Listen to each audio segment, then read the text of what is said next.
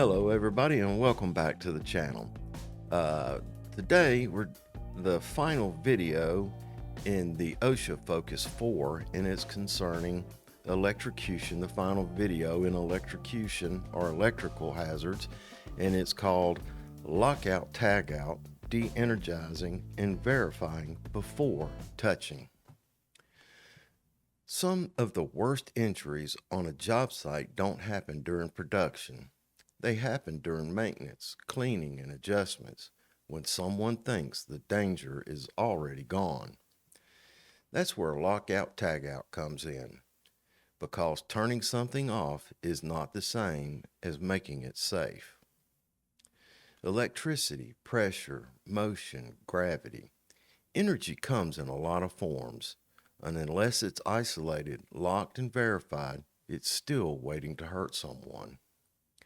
That's why today's message is a simple and non-negotiable. De-energize it, lock it out, verify it, and then touch it. Here's a real job site story. A mechanic was clearing a jam in a piece of equipment. The machine was off. The controls were in the off position, but it wasn't locked out. Someone else, not knowing he was inside the danger zone, reset the system. The machine moved instantly. The mechanic survived, but with crushed bones and permanent injuries that ended his career. No equipment failure, no bad intentions, just stored energy and a missing lock. Why lockout tagout exists? Machines don't just have electrical energy, they also store hydraulic pressure, pneumatic pressure, mechanical energy, gravity, and spring tension.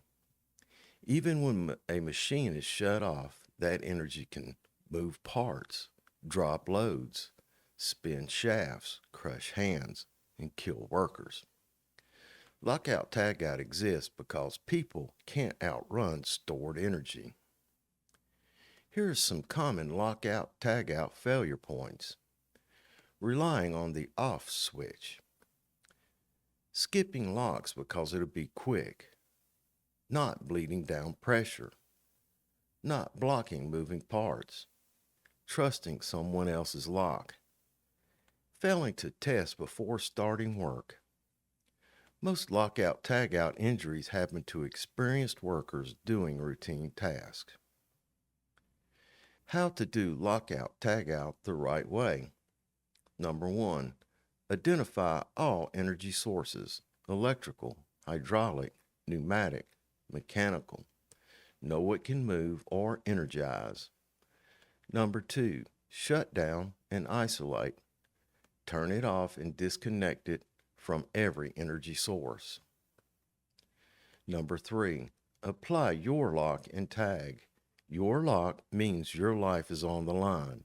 Never rely on someone else's.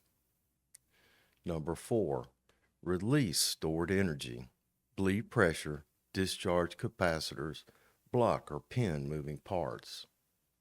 Number 5, verify zero energy. Try the controls, test the circuit. Make sure it's dead before you touch it. Here's some dangerous shortcuts. I'll just reach in real quick. It's already off. Nobody else is around. We've always done it this way. It's taking too long to lock it out. Shortcuts around lockout tagout don't save time. They trade time for injuries. Now, supervisors, enforce lockout tagout every time. Provide proper locks and devices. Train workers on energy control procedures. Stop work when lockout tagout is skipped. Never reward speed over safety. If energy isn't controlled, the job isn't ready. In closing, machines don't think. Energy doesn't care. And experience doesn't make you immune. If it can move, shift, drop, or energize, it can hurt you. So de-energize it, lock it out, verify it's dead. because once you touch it, that's when it's too late to guess. All right, boys and girls, that's my thoughts on the subject. I appreciate you stopping by, and I appreciate you watching. Make sure you give me the thumbs up down below to encourage me to make more videos of this type. Also, subscribe to the channel where you'll find additional videos of this nature, and you'll be notified of new releases. Make sure you share this video with associates and coworkers, and comment on the content of this video. And until we see each other again, look out for yourself, because you're number one.